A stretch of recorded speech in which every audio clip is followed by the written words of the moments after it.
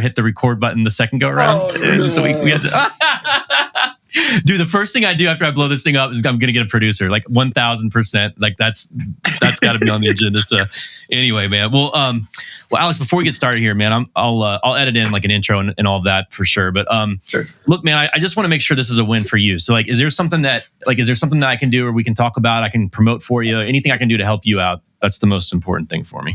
Oh, I appreciate that, man. Yeah, I always just enjoy getting drawn into conversation. It'll probably come out naturally that I'll just start yapping about my holistic beliefs in life and golf and how I'm obsessed with self-improvement and mental health and fitness and ice baths. And it's just kind of been a progression over the years that started with an athlete's journey. I loved sports and I loved golf. And I got into weightlifting and working out, and I enjoyed improving and pushing myself. And then later on, you know, the further down the golf road I got, the more I realized, like, wow, if you work on meditation, if you work on breath work, just get obsessed with that self-improvement rabbit hole, you're probably going to be more effective as a golfer, but more importantly, just like happier, healthier, and more effective at life and your relationships. And so that's evolved over the years. I've been lucky enough to be able to keep pursuing these things when most people they don't have enough time or resources to dive as far in as I have. But lucky for me, I'm still, you know, self-employed and kind of orchestrating my days around my own interests. And somehow I've turned that into a monetizable thing, even without the golf success I hoped that I would have. But with that being said, this year I just had some calls actually today with my manager about putting out a pitch deck to try to round up some interest in funding and me playing more golf this year, trying to qualify for tours again and start to travel a bit more. Last year was the lightest tournament year I've had in the last 8.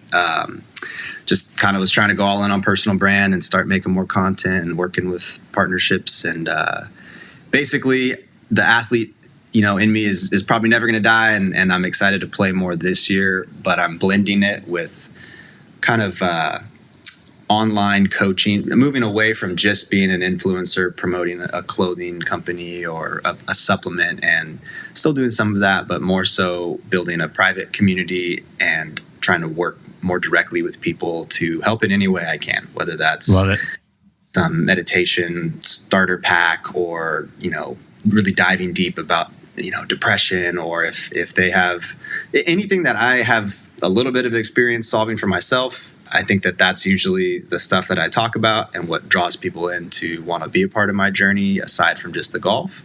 And those are the questions I seem to find myself repeatedly helping people with. And this year, you know, to summarize everything I just said, if there's something you could plug or help me with, I'm probably going to talk about it on my own anyway. And it's basically just, I am still competing, but I have a belief that people approach golf from a very one-dimensional, and life from, you know, people just lack the whole picture of physical, mental, spiritual, pursuing your purpose and passion and things unfolding from there. And so I feel like this next phase of my life and this next run at golf is a lot less about the results and you're trying to make it to the PGA. It's a lot more about sort of proving this philosophy of not just golfing and drinking beers with your buddies, like it kind of used to be promoted, and that's cool too. But for those that are the people that are really obsessed with taking it to the next level, I think there's a lot to be learned from meditation and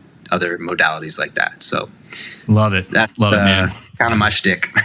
No, dude, I love it. I think that, you know, for me, like we'll dive in here in just we'll dive into it here in just a second. But I think for me, man, you're onto something, because first of all, I have an executive coach. I have and you know, we probably 90% of what we work on is all mental stuff. Like I'm in pretty high pressure sales. Like obviously golf's a huge passion of mine, but man, like the other side of it is really being able to, you know, I'm at a stage right now between us, like, even though this is recorded, I'll edit this part out, don't worry. But I'm burned out, dude. Like I am burned out with like this 9-to-5 corporate, like, and I've been very blessed, very fortunate. Like I've, you know, been able to do really well professionally, but not fulfilling, man. Like I look at I've been following you for quite a while, man, and from afar, but like I've dove in kind of recently, and dude, all of your videos, you look so happy. Like if there's one thing I can tell, like that you are a very, like, this is in my opinion why you've been able to attract such a following, because people gravitate towards it, and they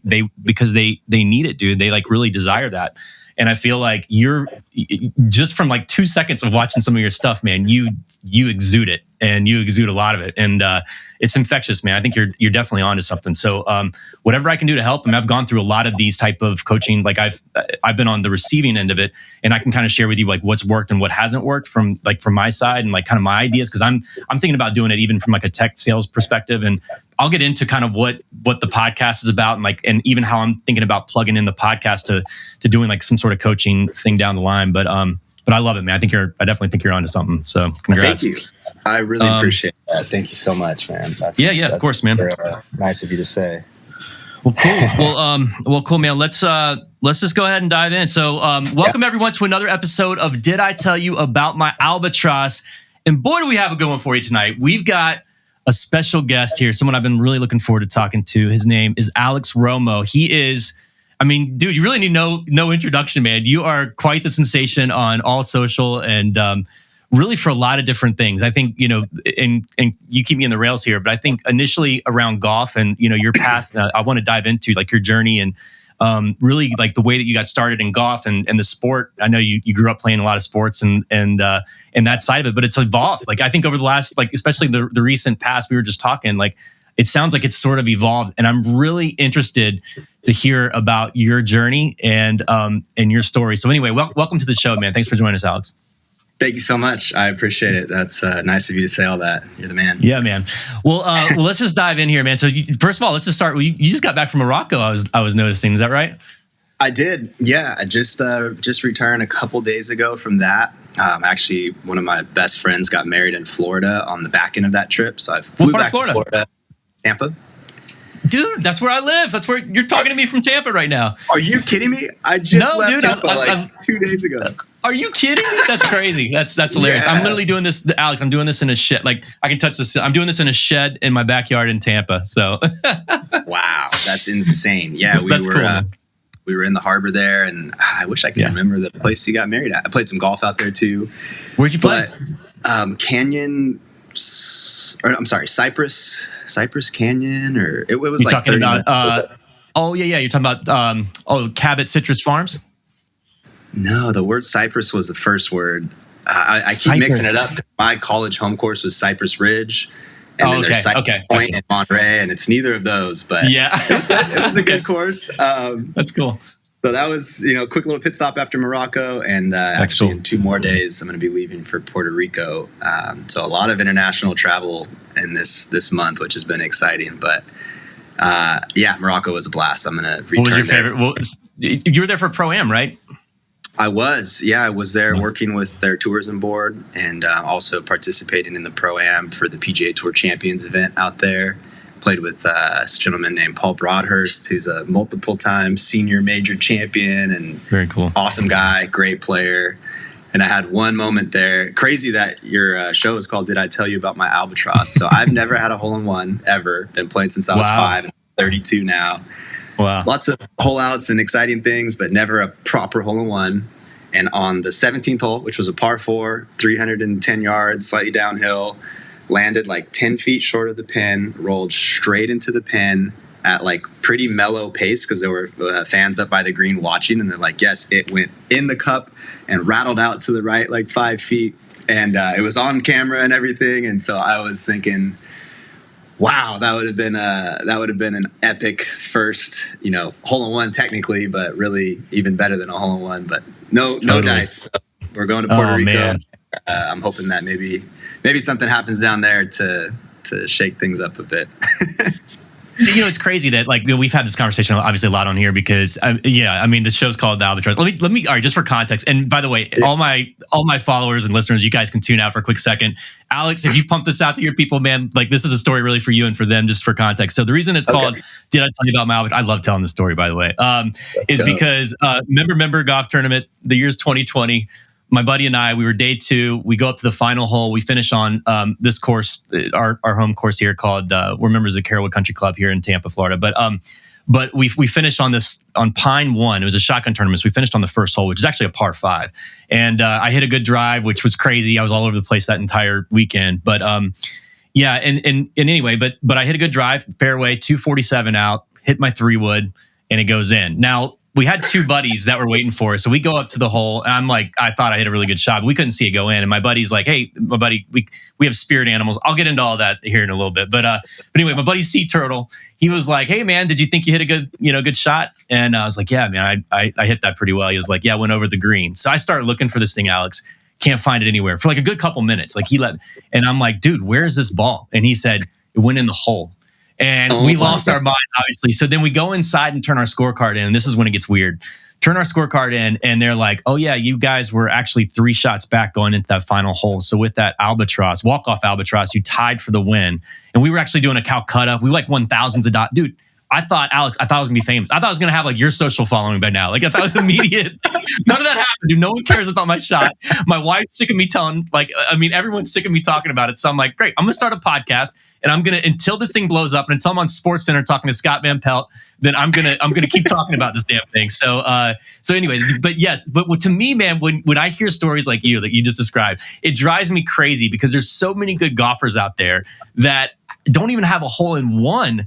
And and then you have like jabronis out there that like are just 25 handicaps that have multiple, like 5 or 6. It just makes no sense to me. But anyway, I know. I've had that conversation so many times with friends. It makes no sense, right? It's such a weird combo of skill and luck. There are some people that don't really play that much golf that rack up a ton, and then other people that are great golfers, pro golfers, no dice. That's crazy. What an epic story, by the way. Good Thanks, for you. Man.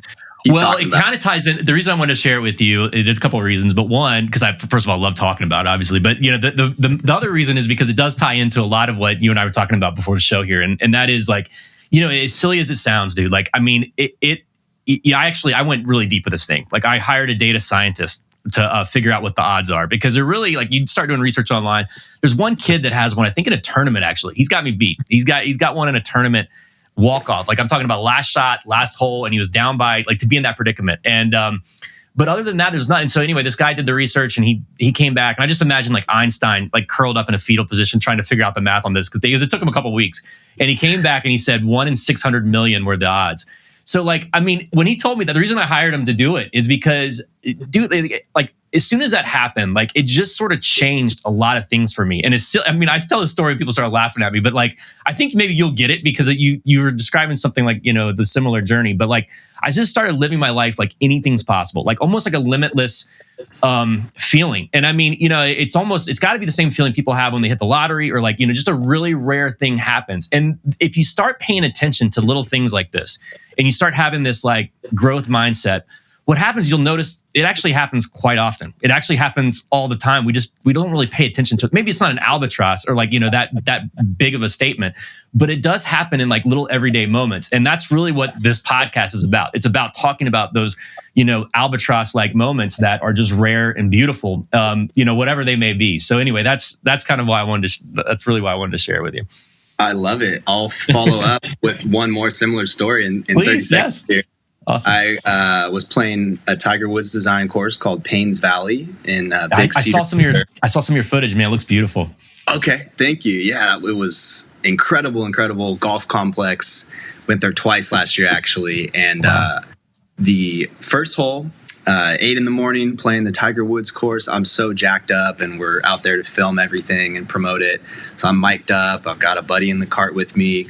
It's like a 480-yard par 4, but it's straight downhill. So I hit a okay drive, and it rolls out like 360 or something crazy. So I have a pitching wedge in, 137 yards, and I'm just having so much fun. I'm like, how about a walk-off 2 to start? Like something about like, I think I'm gonna make it. And then I did, but the way it went in was crazy. It was like a 2-tiered green, left side higher than the right side, and the pin was on the right side. So it landed like on the slope part in it. So it had backspin, but it kind of looked more like side spin, which on camera looked really cool. It like yanked hard to the right, 10 or 15 feet, jarred in, freaking throw my club in the air, just run all the way down, pull it out of the cup. We had people with us, and it was honestly top 3 most exhilarating, just pure joy moments in my life, all things combined. And yeah, just kind of like you, I got my 5 minutes talking about that one that I've drawn out for almost a year here now. Yeah. No, dude, keep talking about it, dude. Just keep talking. Because I mean, first of all, I saw it. I mean, the video is great because I had Matt Scharf on from Good Good. I don't know if you yeah. So he came on, I don't know, maybe 3 or 4 weeks ago, and he was talking about obviously he's got these 2 amazing ones on camera, which is like a lot of your stuff's on camera too, which is great. It's gonna happen, by the way, buddy. I think I feel it. But like he was talking, and you said the word, like you said joy, and that's really what you see him running down. And yours was very similar because you're running. So I did the same thing. I was jumping up and down. I just didn't have any cameras. I wasn't like you guys, but it was just such a that feeling is it's unbeatable, man. It's just it's incredible. So no, I love that. Well, okay, so let me just dive in. Let's just dive into your story, man. So tell me a little bit about your background. Like let's just start when you were young. Like obviously you grew up. You said playing golf at 5. Is that right?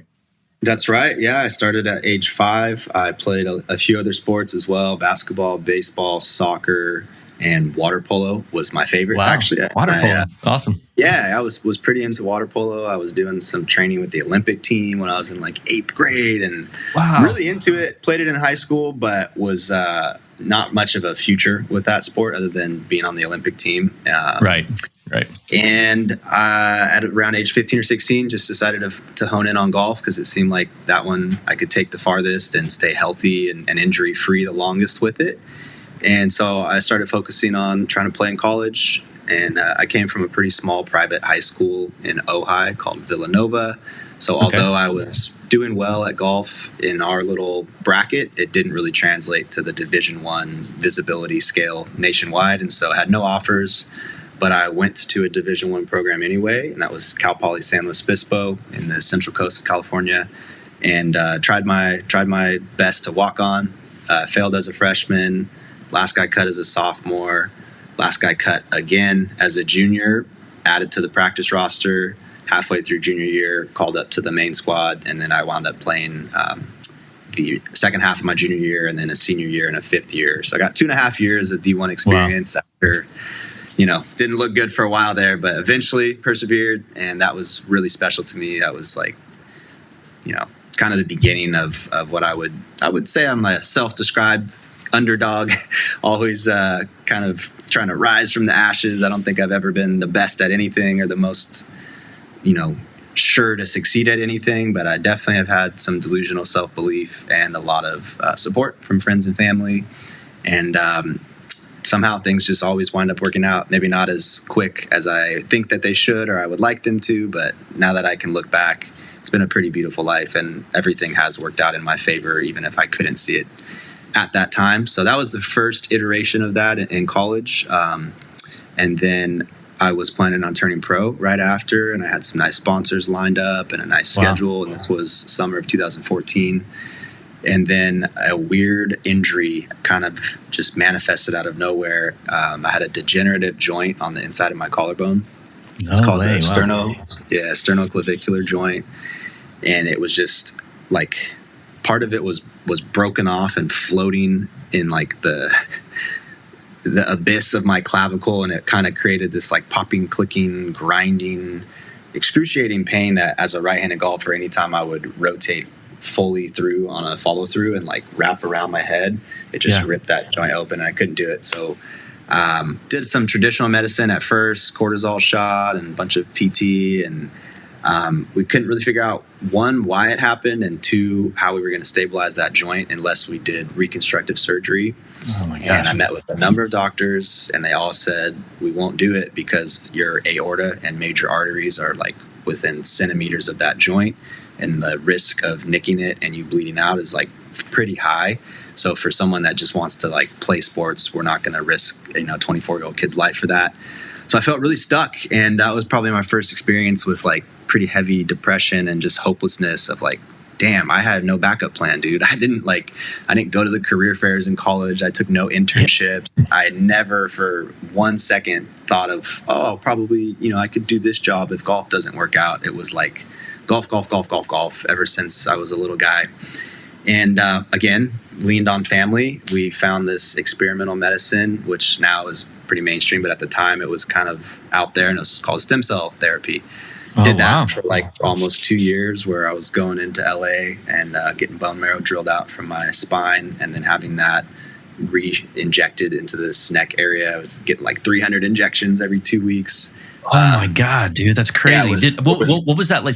Just talk, if you don't mind, like just tell me a little bit about like, so that process, because it was so new. I mean, a couple things. One, like, I mean, what made you guys pull the trigger? Because obviously it was probably experimental to your point. I mean, you were just probably that desperate. You just wanted to get it feeling better, and you wanted to take the chance, I guess, right?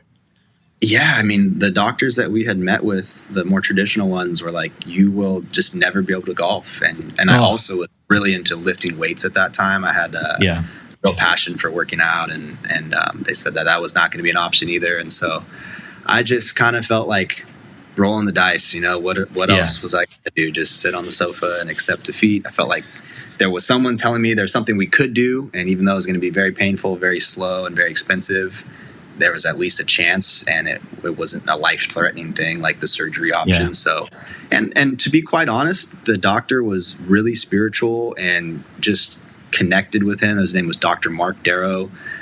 Still have a relationship with him. He's still doing it.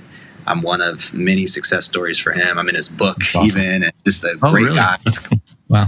Ultimately, kind of said that it was a physical manifestation of just the stress and fear of leveling up in life. This thing that I had built up as kind of the thing for me, you know, turning pro and starting my adult life and career, and just not really feeling like I could allow myself to have that success for whatever reason. And I think it just kind of came up with something that would be a believable thing to shut it down. And even it was very real, but the fact that it didn't start from like an injury or a fall, that was the best answer we could come up with. And I just put a lot of trust in him. And I think that probably had a lot to do with why the medicine worked. Just your mind kind of creates your reality. Your perception is your reality in life. And again, this was one of the early examples of that on a big scale in my life. Just crazy belief and support and love from family and this doctor and friends.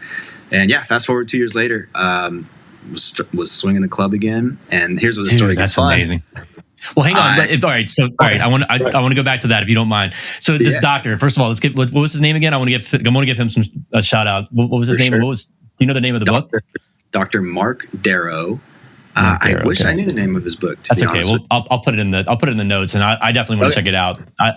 So a couple things that come to mind here, dude. Like, I mean, I think I'm a big believer everything happens for a reason. The fact that you met this guy, and the fact that he was, I mean, obviously someone that you connected with and that you could trust and that you were willing, I mean, in the state that you were in is, I mean, that's a little miracle. Like, that's what I'm talking about. Like little things like this that like happen that like you still have to act on them, but like they're placed there for you to like sort of take it. So that's amazing, man. That's really cool that you guys met and that, you know, that you were able to, he was able to help you. So you did these like 300 shots every week or they were going into your spine to basically do this. And so, dude, that's crazy. So then how does it work? So they inject that into your like the collarbone area, and then that.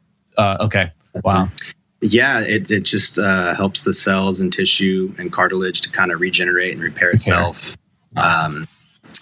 Pretty gnarly stuff. If you get a chance to look it up, and it's more common now. But that was wild. Definitely kind of incapacitated for a while, just sitting on a sofa watching old golf videos. But were you? Oh my gosh, that must have been torture. Like watching. So all right. So then were you? So in that point, I mean, there wasn't like an event. There wasn't like where you're like, oh, something cracked or popped. It was just like a real gradual thing where eventually you're just like, man, every time I swing, I'm hearing this clicking noise, and then the pain came after that. It was actually pretty sudden, and it was 1 week before that first tournament that I was going to play. Oh, dude. It was like a week before. I was like, wow, this really hurts.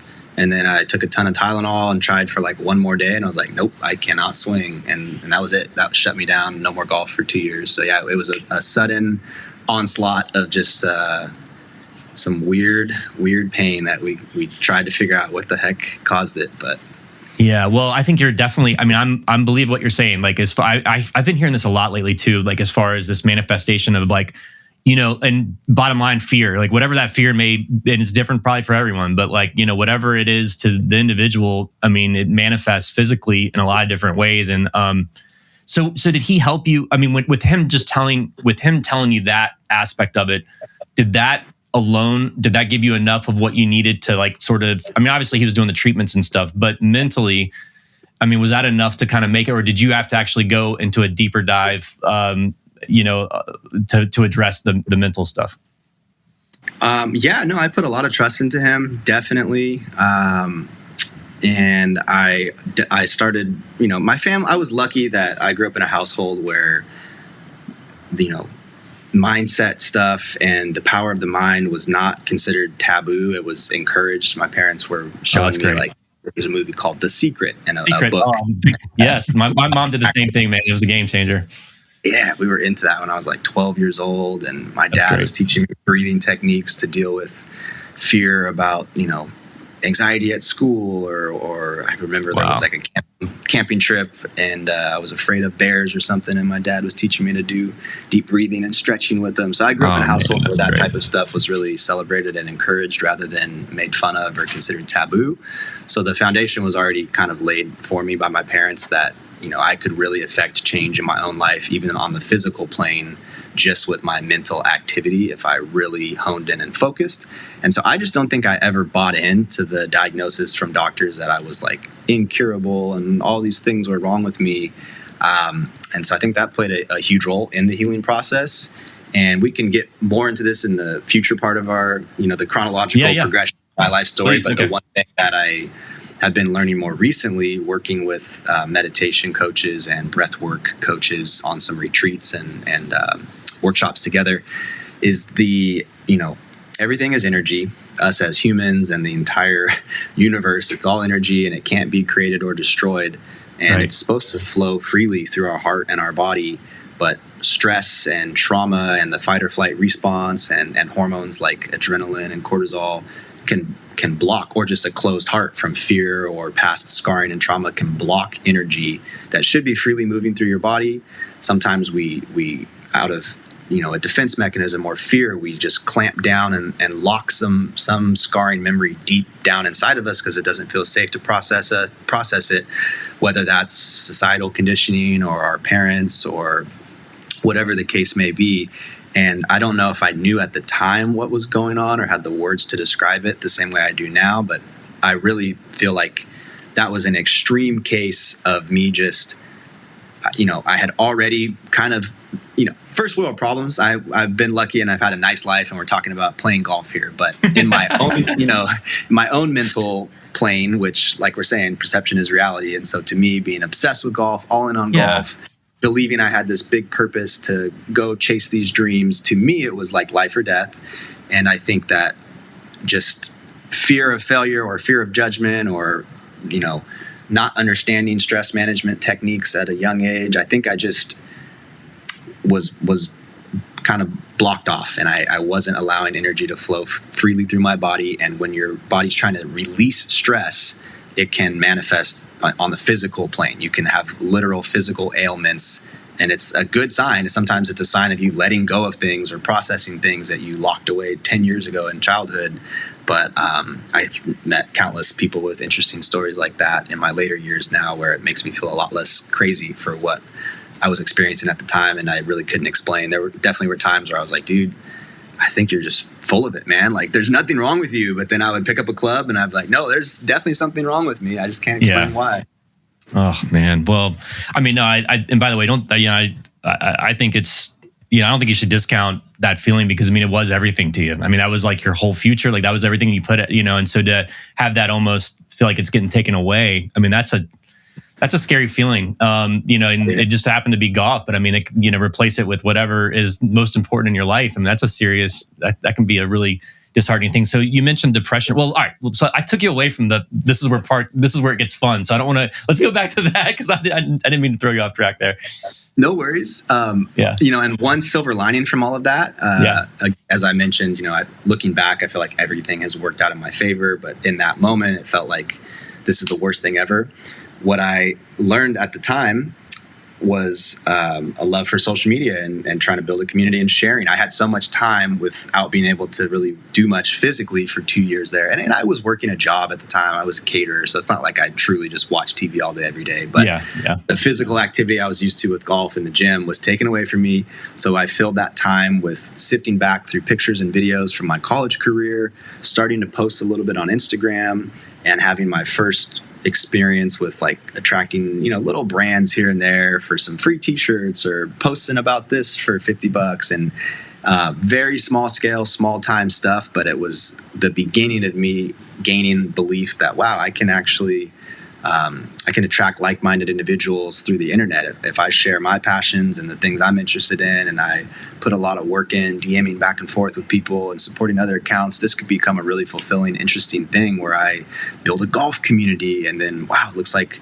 there's companies that are interested in people that have an audience. And I don't even think the word influencer was a thing yet in 2014, 2015. So this is 2014? Wow, that's crazy, man. Wow. I had just got Instagram like a year earlier as a senior in college, which is crazy because now every 12-year-old has it and dreams of being an influencer. But I, obviously pretty late to the game. And this was the silver lining in the injury was that I probably wasn't ready for a pro golf career at that point in time anyway. So life probably was like, let's put you on the injured reserve for a little bit. You can figure out, what you're going to do in the future, which is going to be more than just golf. You're going to build a community and try to be a leader of positive impact in the world online. So that was kind of me getting my feet wet with that. So I look back with a lot of gratitude that I was sort of forced against my will at the time, but for good reason, into the lane, which has now turned into, a really awesome career and something I think I'll do for the rest of my life, which is leverage the internet to reach people and spread a message. But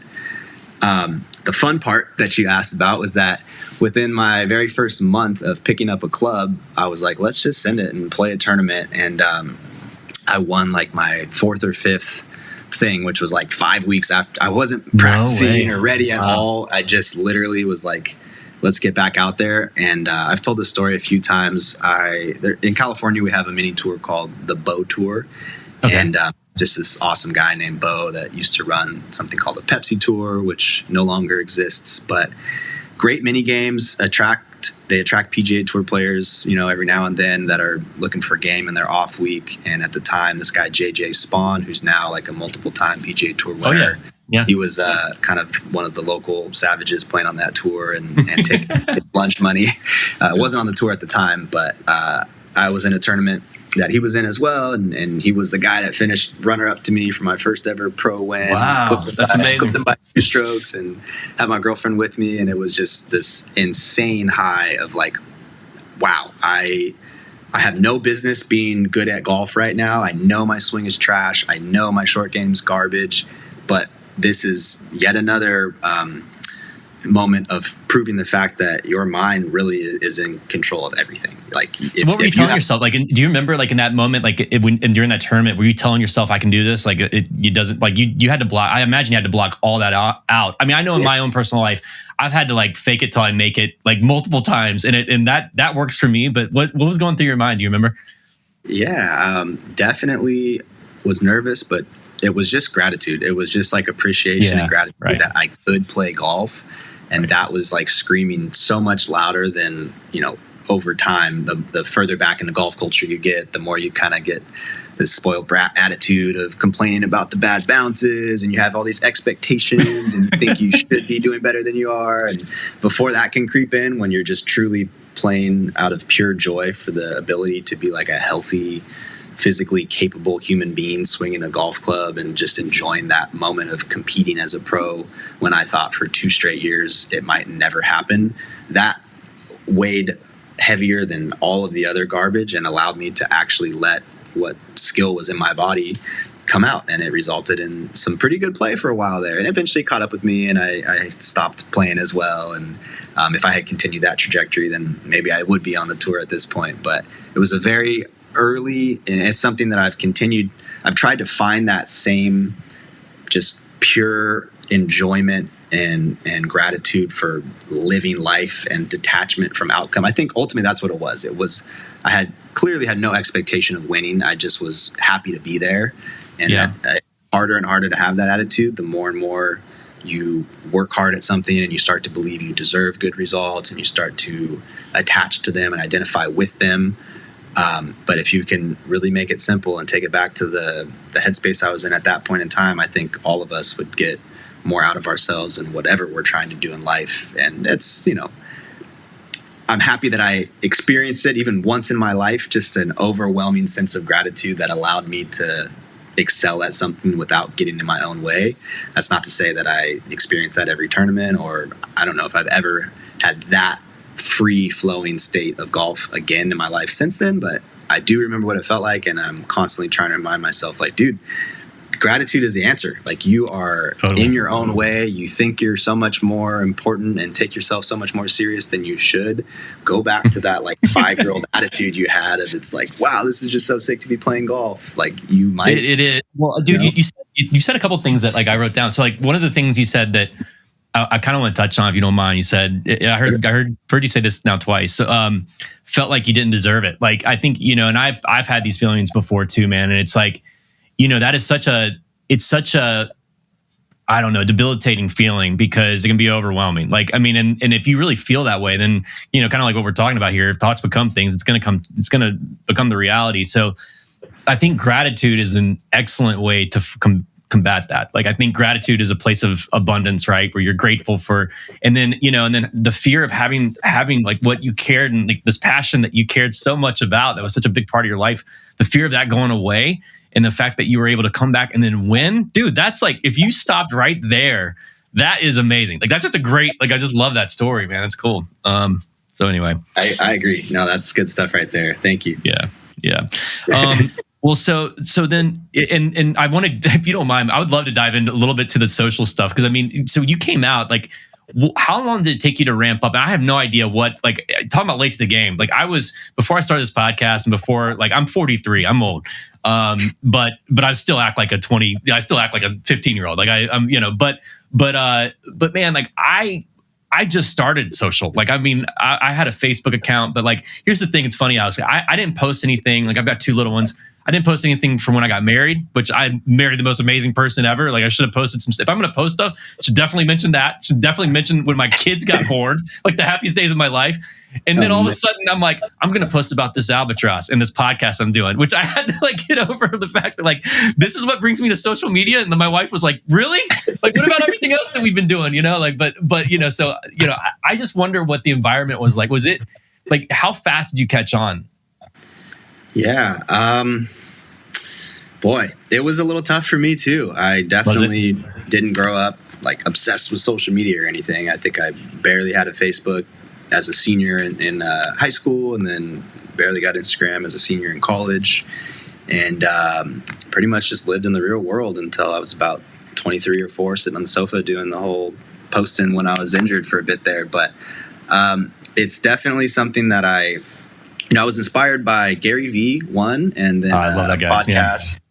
I think it was called The Hustle Sold Separately.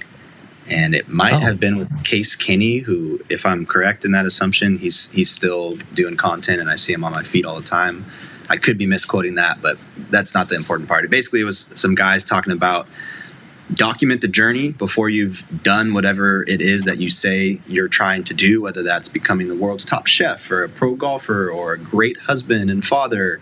Doesn't matter. Whatever your goals are, they're relatable to probably 50 million other people on the planet that have a similar goal somewhere else in the world. And the point, the internet is a crazy place. There's a lot of negative things as well. But for those that are seeking inspiration, education, the more helpful side of the internet, you can play a huge role in that, even if you don't want to be an influencer or have an online business.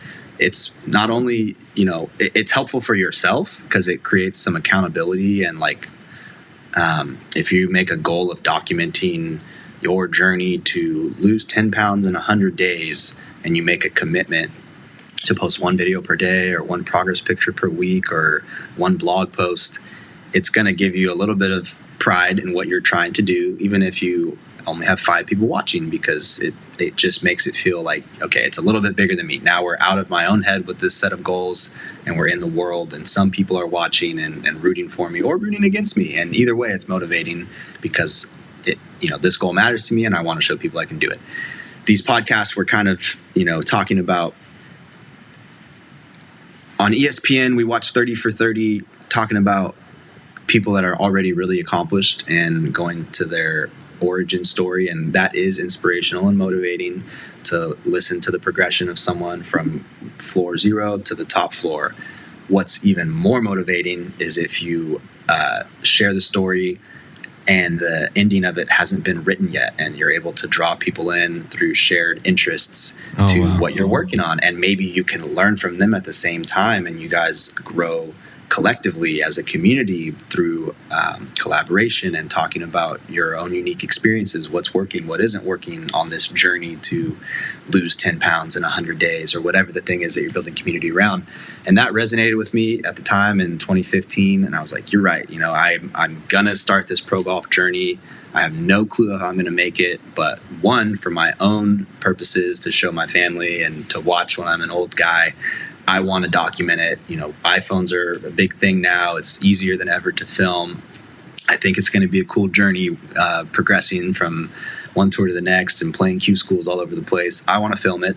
And then 2, I felt like, if I do make it, wow, we've got a pretty awesome story here of the fact that I actually was filming it when I was injured with this weird collarbone thing, and everyone was saying I would never golf again. Like, let's start filming now rather than waiting till, you're more bulletproof to criticism because you're already on this tour and nobody can, it's kind of like it's a fear of failure defense mechanism, I think, that prevents most people from posting, because almost, everyone's living a story, and everyone's story is relatable to a lot of other people. And it's very fulfilling when you start to connect with people that do resonate with your story, and there's connections between you and these other people based on these common interests. That's an awesome way to use the internet, and an awesome way to add and enrich everyone's lives, in my opinion. And what stops all of us from being players in this content ecosystem is just that fear of looking dumb and being made fun of for having some big goal and not having the tangible, proof yet that we're anywhere near our goal. And then that opens us up to criticism by, mostly people that don't even know us and aren't our real friends, if they're going to make fun of something like that. So I get it. And I've, struggled with it my whole life as well. But I think I'm glad I listened to Gary Vee, and I'm glad I listened to that podcast and just kind of got over myself, and little by little started trying to bust the camera out in public and film things and talk to it. And, it still is hard to this day. Every single time that I whip out my camera. Like, what's hard? I mean, dude, you're like, I watch your stuff and you got it dialed in. What do you mean? Yeah, I mean, I feel resistance and discomfort every single time I start filming myself doing something, because in my mind, other people are watching and they're like, you must think you're so cool. You must think you're more important than everyone else. Hurry up and hit this shot, get out of the way. Or like, you're in the way of my gym set, or why are you talking to a camera in public? And it's just like, probably no one's thinking that anyway. Everyone's worried about their own stuff. Yeah, but it's still like I wouldn't say I'm a natural born like actor Hollywood guy. I'm honestly, I can do it, and especially when I realize that it has a purpose and it's bigger than me, and it's it's all for a reason that's a positive reason that motivates me. But yeah, it's definitely I wouldn't say I was born to be an influencer or anything like that. I just learned about the power of the internet and trying to take advantage of it. Well, I think you're using it for the right things too. I think that's a big part of it. So that's automatically, I feel like, going to propel you a lot quicker than, other people trying to do it for the money or for whatever, fill in the blank. But I love the idea, man. I love the idea of documenting the journey. And the way that you describe that's really interesting. And then the other part that is, it's also refreshing to hear someone like yourself, because I mean, being a guy that's trying to throw out some content, and I take it serious. Like, I put a lot of heart, a lot of energy, and a lot of work into it, and it's a grind. Like, it's like trying to figure out what will resonate with people. I mean, I think your point there is at least for me well taken, because you just have to kind of do what maybe is important for you. And there's going to be enough, if you put enough of it out there, then there's going to be enough people out there that will probably find it interesting eventually. And, I think just being genuine and true, like not necessarily looking for the latest trend and trying to like piggyback off of what's going viral, but more importantly, like just what makes you like, what gets you excited. And, so anyway, I'm taking notes here, man, because I feel like, I look at your stuff. I think the other thing we were talking before, man, I see your videos, And you've got this aura around you that just you're in like your positive energy is just infectious. I don't even know how to describe it. Like you make people smile. Like you watch some of your videos, dude. You just seem like a really happy dude. I feel like you're in a really good place. So, I guess getting back to like your journey as a professional golfer. So we left off where we were doing some of these tours. We just won this event. So like what happened after that then? Yeah, we're in 2016 and I was still splitting time as a caterer. And then about a year from that point, I would become a caddy as well at a club here in California called Sherwood. Oh, cool. And, from then until 2020 was kind of when I had a bigger break on social media, and that became more of my career. I worked those jobs and kind of was one foot in the golf door and one foot in the small time job door, just because I never made cuts at the golf. I never was like profiting. I had 3 wins at this point as a professional, but all on smaller tours. So it's not like I got some $100,000 payday or anything like that. Yeah. And I, just kept working these side jobs, and eventually, I played on the Dakota Tour in 2017 and 2019, and that was this pretty well orchestrated mini tour in the Midwest that would take place over about 3 months in the summer. You play like 18 tournaments in this really rapid fire order, and I got to be around some really world class golfers on that tour and see exactly what it takes to win. And a lot of those guys are having success at the next level now: Korn Ferry, PGA, Canada, Latin America. And a lot of them are close buddies just from that Dakota's tour. So I definitely, the fire was growing, even though I wasn't having tangible success like shooting 65s and making cuts and winning. I still knew that it was worth my time to pursue, and I could eventually figure it out if I could just free myself up to pursue it for an extended period of time. I kind of was, 2016, 17, 18, 19 were all years of like 3-month sprint at golf, because I had either got some sponsorship money or worked for long enough to save it up. And, I didn't practice much when I was working. So I would go out on the tour and be really rusty and sloppy. And then at the end of the 3 months, things would kind of be clicking. And I'd be like, God, I am so bummed that I'm out of money. And now I got to go back home and make the next 20 grand to do the next run. And that cycle was maddening, but also inspiring, because it's like, man, I see myself rapidly progress when I'm able to apply myself, not even fully, but just mostly apply myself to this game and be on the road competing for a couple months. I think I have it in me, maybe not to be the best player in the world, but to definitely take it to a higher level than the mini tours that I've been playing at. And I'd like to see myself have that opportunity. And so that persisted 2016, 17, 18, 19, all the while making Instagram videos, doing the best that I could to, keep editing things and keep putting it out there and keep making my recaps of these tournaments. So it's all growing, on a small scale. And 2020, obviously COVID hits.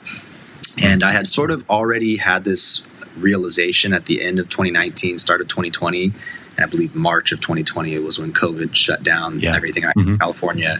But interestingly enough, just a couple months prior to that, I had already kind of written a lot of notes about the fact that I was realizing my highest value in life was no longer to be a professional golfer and swing this piece of metal better than everybody else in the world. It just finally was clicking, like, God, what a dumb life purpose. Like, it's great. At least it's a positive thing. You're not like doing something bad with your life, but come on, man. Like, it's silly. It's a game. I know. It's a game, like there's more to life than that, and you have more to offer the world than that. Let's think about what really fires you up. What are the highest highs you've ever experienced in life? And it was an easy answer. I was like, connection with other humans, like deep conversations, helping someone that's coming to me with a problem, just experiences with friends and family. Like, I love spending 10 hours talking to someone and getting deep and philosophical. You're a communicator, and you're an empath. I didn't even know what that word was at the time, but definitely a sensitive person that has a desire to help humanity in some way and enjoys feeling valuable to other humans. If I feel like I can do something that helps someone else and it's based on my own experience, those are the times where I'm like, wow, today was a great day. Like I had a great talk with person X, Y, and I would love to hang out with them again in the future and have more feelings like that. So that was all clicking for me. And I was like, well, what should we do with this? We're fairly well connected now in the golf world. I've met a lot of inspiring people. I'm not sure, candidly, if I'm going to make it to the levels that I'm trying to make it to or not. And I'm getting close to 30 and feeling a little less okay with being broke as I felt in my mid 20s. Just a little more like, I always want to golf, but what are we doing here? Yeah. And so I had kind of conceded that I might not play that much in 2020, and I was going to try to figure out social media and see if I could develop, a more powerful audience and start doing some of the things that I felt like I was already doing just in real life in terms of, helpful conversations with people, sharing my experiences with mental health or fitness or relationships and feeling good about myself for contributing to someone else's life in that way. I had already said I was going to do that on social media, and then life just kind of teed it up for me and again said, sit down, you're not golfing anymore. You're going to have to figure something else out in March, because even pro golf shut down for a while there. And again, shout out Gary V. He was screaming about TikTok at this point in time and saying this is the most insane opportunity we're ever going to see in our entire lifetime to gain an audience and attention for free, even if you're nobody, even if you have no Instagram following and you're not famous for any reason. You could have 1 million followers on TikTok and change your life in 6 months if you just understand the language of this platform and take the time to figure it out and check your ego at the door. Don't say, oh, it's for 13-year-olds. Like, I'm almost 30. I'm too whatever for this. I always look to Gary V as prime example of somebody who is ageless, really, is not too cool to try anything at any age and is living proof that it can work, and so I had a tremendous amount of respect for him, and I did go all in on TikTok, and it did work. By the end of 2020, I had amassed 1 million followers there, and that put enough credibility to my name as being able to garner attention that it gave me the confidence to take it further these next couple of years and really refine what my purpose is online. You mentioned earlier in your own journey the desire to be authentic and not follow trends and things that may get you more views in the short term. But if your goal is to be a long-term part of the conversation of creating content and doing something either educational or inspirational or helpful in some way with it rather than purely entertaining, if that's your goal, then the attitude of a little bit slower growth in the name of authenticity rather than immediate growth by chasing trends and virality, that was something I learned the hard way, because I did get in a crew of other influencers, like a little group chat, and worked with this mentor who actually was an ex-employee of Gary V and knew a lot about TikTok. He I took the advice, but it didn't come from my own mind. I was heavily pushed in the direction of dumbing myself down, and I've always been this way, the way I am right now, kind of a long form guy that enjoys hours long conversations and wants to talk about, I love to laugh and I love comedy and I have fun with life, but if I were to self-assess, I'd say I am a pretty serious person, and I do, we get one shot at life as far as we know. So to me, it's not a joke, and I like to try to max it out the best I can. And so that's always how I've been. But some of these people in LA that I viewed as successful in the industry I wanted to be successful in kind of advised me to, turn that off for the time being and just figure out how to make 5 to 10 second videos, figure out how to follow trends. If you ever want to, have an audience and do any of the positive things you want to do, you have to get to grow first. You can't just, because it's true, I was struggling. I was trying to make very long form stuff. I was seeing it work for other people, but failed to make the connection that people actually cared about what those other people said, because they had amassed a following and had done a number of things that they were known for. And at that point in time, nobody knew me for anything. And so it just wasn't hitting when I tried to really speak my mind about different topics. And so I eventually submitted to that advice and figured it out. Definitely learned how to follow trends on TikTok and learned how to just do whatever you needed to do to get views. And it did not feel good at the end of the year. It felt like I had made up my mind that I would get to 1 million, and then at 1 million I would pivot. Then I would be like, hey, what's up, guys? Like, I actually have a lot more to me than you've seen. I'm not just an entertaining, smiling kid. Like, I want to talk about some real stuff. I was wrong in assuming that it would be easy to pivot, because I think I attracted an audience that wasn't interested in that. And then it's did you get the 1 million? Did you actually hit the mark of the 1 million at the end of the year? I did. Wow. Yeah, I did it by really? October of 2020. Yeah, it was about 6 months after starting TikTok. Wow. And then you tried to pivot? I tried to pivot, and up till this day, it's been tough. I think if I could give advice to somebody just starting, it would be, don't fall into that trap of thinking that, it's just a life thing, right? Like, there are no shortcuts. Anything worth doing is going to take time. So if somebody sells you a package of being able to skip to 1 million followers, which is a lot of people, it's like that shouldn't happen fast. If you're doing something that's appealing to that many people, you're doing something wrong, because it just, you don't want to be that in tune with the masses. You want to kind of be, treat yourself and in your own. I believe, at least. And so now I agree, dude. I agree. Yeah. I kind of have shifted my perspective in recent years, and almost been grateful for the slowed growth that I've experienced based on, or compared to what I was seeing in 2020. Because to me, it's indicative of the fact that I am being more true to myself, and I don't need 30 million followers to have a very happy, fulfilling, successful 30-year run at this. I just need the right people. And the more life I live, the more I realize that, I have a fairly unique set of interests, and I'm not everyone's cup of tea, a little too deep for some, and that's okay.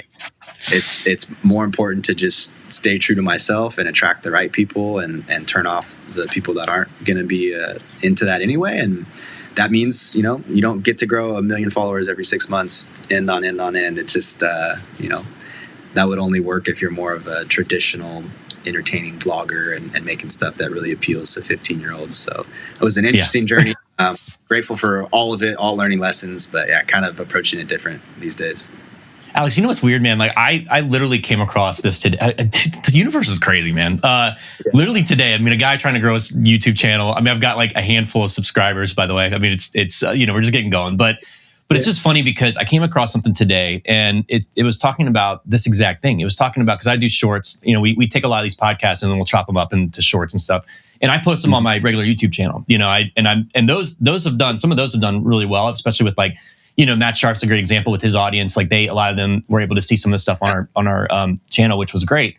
But what's interesting is this guy was saying that, and I actually, I'll try to find where I found this video and put the link in the description, because it was good.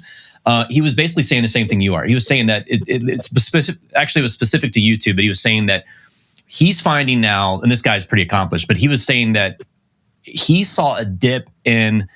He was growing, like, he focused on the short term or the short videos, and he grew quite the audience. Like, he would hit millions and millions of views, and then he noticed, but he was already successful with the long form, and he put all this on the same channel, and he realized that all the success he was having with the short form, it was taking away from the long form, because what was happening is the short form people would come over to the long form and they would only stay for a second or two and then they would leave, which was just killing the algorithm. So all of those videos started going down, and it was a different audience. So basically what he was saying is the exact same thing you are. It's like, it's a different audience that wants different things. So his suggestion was actually to have, to separate, like, if you want to do short form, sure, but separate it, because that audience is probably going to want, something more quick. And then, and then there's a certain way that you can maybe build it to where you can attract them to the long form. But, I completely agree with what you're saying. I think that if you can just have a much smaller subset of people that really just value what you're saying, what you're doing, and really appreciate, your journey,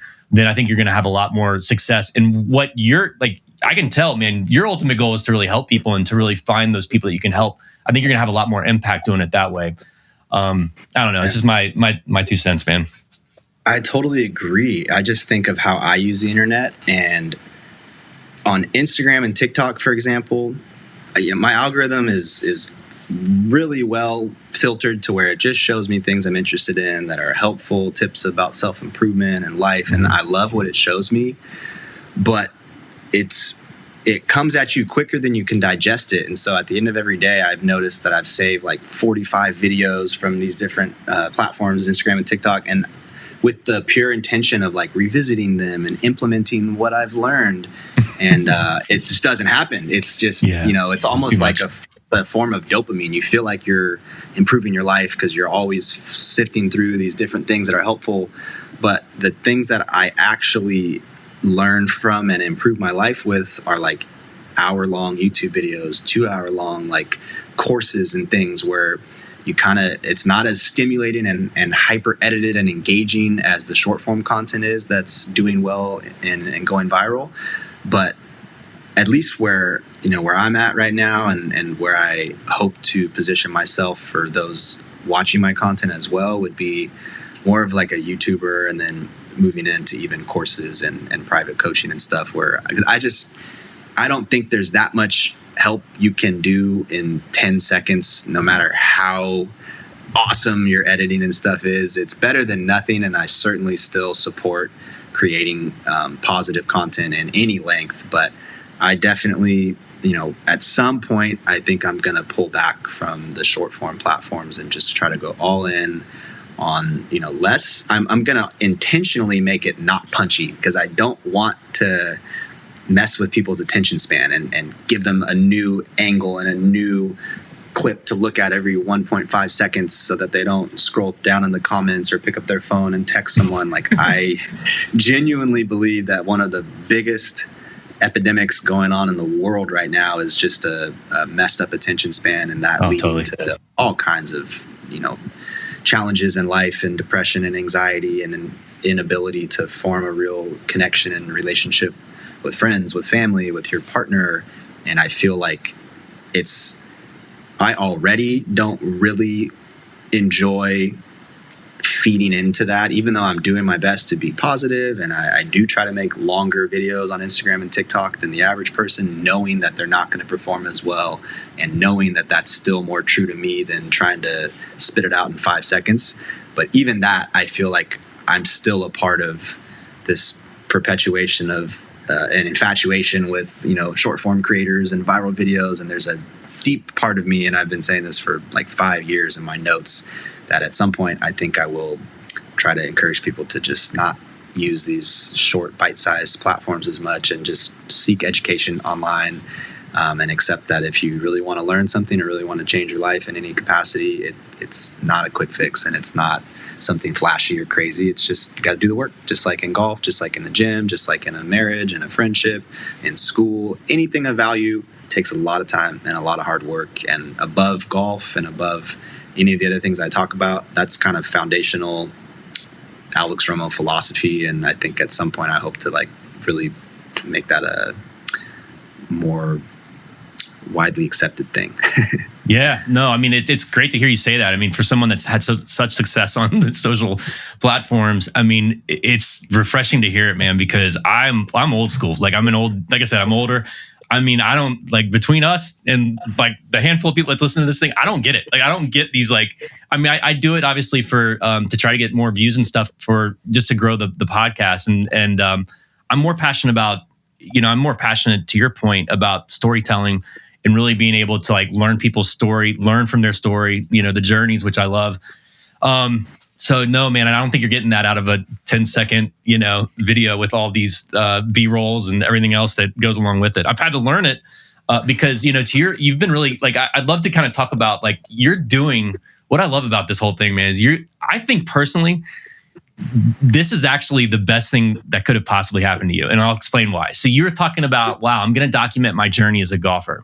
And if I make it on tour, and I know you're still trying, like, I know that's not completely dead. And I know you're still trying to, to compete and stuff, but I think it's actually going to be a more beautiful journey to actually the fact that you didn't. And now you've sort of pivoted and evolved into much, much more, man. Like, it's a much cooler story, in my opinion, much more depth. And to your point, I mean, the other one is just you swinging a stick, but this is actually, you could help a lot of people, and I think that's a much cooler story. So, I agree. I agree, definitely. The golf is just a bonus if that ever clicks at some point. It's mostly just it's an arena to push myself. I love being able to compete against other people that are the best in the world at what they're doing. That makes me feel like I can respect myself if I step into the battlefield with the real dogs. And so I'm going to always enjoy doing that, but it no longer holds the same weight that it did of like, I suck as a human if I don't succeed at this. Because now I really feel like we're gaining momentum, like you said, in a totally different realm that all was opened up by the pursuit of golf and then the challenges of that and diving into content and storytelling. But it's different ethos on my life at this point. So it's cool. Been fun to live.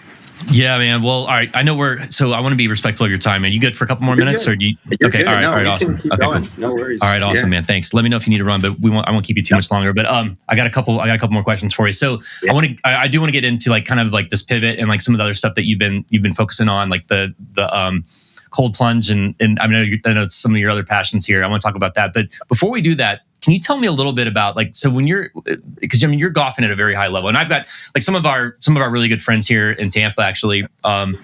Shout out to Brad Bruner. I don't know if you know Brad Bruner. He was on the Korn Ferry Tour. He's a good friend of ours anyway, friend of the show. He's been on a couple times, but anyway, he was. It's interesting talking to him because this guy, we've got some really good players at our club. I'm talking plus, there's one guy at our club right now, +8. I mean, he's unbelievable. Like he's on the Canadian tour.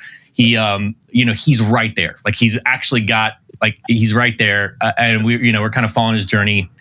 He strikes the ball better than anyone I've ever seen besides Brad. Brad's this, like, I mean, them two are like, and dude, the difference between, and I'm like a 4 or 5 handicap, and we've got some other good players at the club, but the difference between like Brad and this guy, Brandon, I mean, it's a different level. And then the fact that like the idea that Brad just didn't like, he finally, kind of like what you were saying, he was like, okay, I got a kid now, I'm traveling constantly. He was on the Korn Ferry Tour. And I mean, yeah, that's a money tour, but I mean, you're still not making like, unless you're like the top 5, you're not really making a crazy living. He's like, dude, it's not worth it. Like, it's just not like, and so it's shifted. But, and I was talking to him like, what is the difference in your opinion between someone like that is that good, and then that next level of PGA guys? And then in my opinion, there's like multiple layers, even in the PGA, where you have like the top 10, and like those guys are like completely different than the guys that just are, there for a short stint. Like what is the difference, man? Like, do you know, like, what's your take on it? Yeah, the guys that I've seen that have been the most effective just have the most unbelievable confidence in themselves. If they vocalized publicly how they actually felt about themselves, they'd be viewed as just the biggest cocky douchebags ever. Really? And most golfers are very nice guys, so they wouldn't say that publicly. But yeah, some of my best friends that have been the most successful on the Dakota Tour, and then have taken it from there to the Korn Ferry, and have even played a few tour events. Those guys have absolute God complex and think that they are the God's gift to earth at this sport of golf.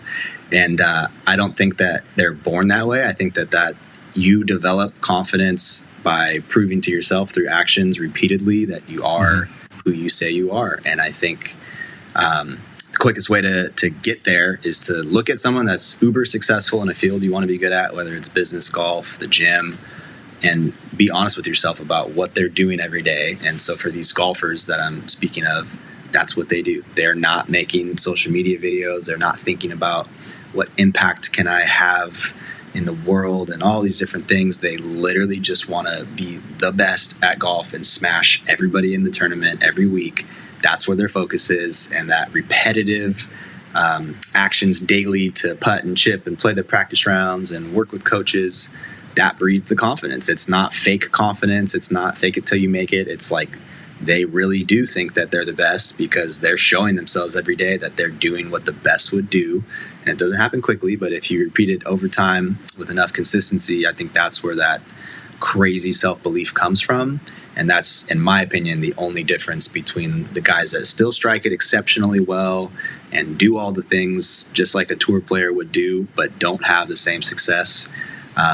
I would put myself in that category, not necessarily right now, but at the times when I've been the most practiced and the most in competitive flow, I've felt like there is a very minimal difference between myself and the guys that are winning in terms of ball striking or in terms of anything physical. But because of, I think I've worked the hardest that I could for my set of circumstances in terms of needing to, like, you know, try to figure out how to do social media and all the different side things that I've done to keep going and not have a real job over the last 10 years. But, you know, my attention has been totally split. And so although I've given golf all that I've had to give it, I've always known that other guys are giving it way more. And I think when it comes down to a real pressure situation and me versus one of them, they're always going to get me because I'll take myself out of it. I have that, you know, lack of belief in my mind. We judge ourselves the same way we judge other people, which is on actions. And so you watch somebody go to the gym 50 days in a row and you're like, wow, that's like a really healthy dude, or that's a bodybuilder or something. And you know, if you see yourself kind of sporadically hit the gym or sporadically eat healthy, you just don't have that. It's not your identity. It only becomes your identity after X amount of days without fail doing the thing again and again and again. And so, yeah, that's, you know, again, in the future, something that I'm really hoping to split test and see if it is true in my life the same way I'm talking about it. I think if I could buy myself 3 years of uninterrupted time at golf, I may see that same effect that I've watched some of my friends who I don't think they have different DNA. I don't think there's, you know, anything other than their actions that are making them think that they have this, you know, God complex of being the best ball striker on the planet. And it's cool to see. Humans truly can do whatever they think they can do. Anything's possible. Anything's possible, dude. I mean, an Albatross to win a tournament, or, you know, you fill in the blank. But I mean, you know, I completely agree. One of my co-hosts for the podcast, he is you know, that's what he does. He has actually a golf academy they're starting here in Tampa. He's really, his background though is tennis. So his passion's golf. But I mean, he was a world-class tennis player. He's coached, you know, his tennis academy. He's had some of the top 5 players in the world, men and women, and including gold medal winners for, you know, Grand Slam winners and so on. And he is a performance coach. So like he really builds teams around like these professional athletes. And it takes that at that level at tennis. And the same thing's true in golf for sure. And you know, we're talking physios, we're talking, you know, mental, I mean, you name it. And, you know, the mental side is just really fascinating to me because, you know, he said the same thing. You take someone like, you know, I don't know if you followed Full Swing. I'm sure you did, right? You know, it was just interesting to see Damon, you know, because like such a good dude. I saw a couple pictures with you too. So he seemed like just how is he, by the way? Is he a nice guy? Super cool. Same as he is on TV. Yeah, dude, cool. I would love to meet him. He seems so down to earth and just such a good guy. But anyway, like he was saying, like, you know, a guy like him who, like, it's just interesting because he is such a good golfer at that level, and you hear him talk to himself, and it's like and we've had this conversation before. I'm like, this guy doesn't have that confidence, and he's like, yeah, he does. He's like, he does. There's no way he could be where he's at and didn't have that confidence. There's no way. Like, you know, I know he's saying all of that probably to, like, and that's his own way of dealing with something, but he's definitely got that extra layer of something that, you know, that others might not. So I don't know. It's just interesting. Yeah, I'd have to agree with you. Definitely. Yeah. Well, cool, man. Well, let's talk a little bit about, like, so your new journey. So, you know, I know that obviously the physical side and health is just, it seems like that's been, I mean, it sounds like even from like your injury and everything else, is that where it all started? Is that where like the passion came from and you know, your focus on it? You know, it's been present my whole life. My dad helped me build a gym when I was like 13 here at the house. And I always, throughout high school and college, hated the stigma that golfers were just like not really athletes and not in good shape. And so I wanted to look not like a golfer always. I wanted to be like strong and muscular and hang with the basketball and the football guys and lift with them. And so it's been present before the injury, that desire to kind of just be a well-rounded athlete. And yeah, it's something that'll always be important to me. Absolutely. It's just the most fair thing I've ever done in life, working out at the gym. If you pick up this weight and then you pick up a heavier weight next week, and if you go home and eat this food and sleep, you will watch your arms or chest or legs get bigger. And to me, that was so refreshing being a golfer, because I felt like, man, I'm not sure if golf really always works like that. Sometimes I feel like that's so true. You know what I mean? Like I'm more Totally. practiced and I'm dialed in, and I got the shanks all of a sudden. And it's like, what is that? It's so unfair. It's probably the most unfair thing that you could do. Totally. So I always loved the gym. That was my safe haven where it would never lie to me. The weights are honest. Great. So yeah, that's always going to be a part of it. And in the more recent years, the whole mental component and spirituality has become as much, if not more, fascinating to me and important to prioritize. I've definitely, maybe that was bred from just a lot of struggle and a lot of challenge. Again, first world problems. I have never been, unsafe or in a country torn by war or anything like that. Right. Sure. My own headspace, I definitely have felt pretty jacked up at times. And I think, when you have dark points or real challenges, that's really the biggest blessings in life, because that's when you start trying to figure things out. If you're not in that much pain, you're not going to do anything to fix it. But if you're in like debilitating pain, mentally or physically, that's what spurs action. And then, that's life, by the way. It's just constant ebbing and flowing of ups and downs, or perceived ups and downs. Really, it is what it is. And you're the one attaching a label that this is a good emotion, this is a bad emotion. And we have this false expectation that, life is beautiful and everything is awesome when we're experiencing good things. But then when we're not, we're like, life sucks. And I'm not saying everyone's like that, but a lot of us have that attitude. And it's like, dude, yeah. And me too. And the struggle is the goal is to continually improve that and be more okay with when life gives you a tough hand, and be like, okay, this is tough right now, but I will learn something from it. And guess what? It's going to pick back up. And then when I'm up, don't get too high and don't get this high and mighty complex thinking that it's never going to fall, because it will. And then accept that fall graciously. And same with golf, birdies and bogeys. Same with it, everything in life works this way. Energy is always balancing out. And I think it's taken me a while to try to come to terms with that and start to accept it. Definitely fought with myself for a while about why my headspace was rattled in my late 20s. I definitely felt like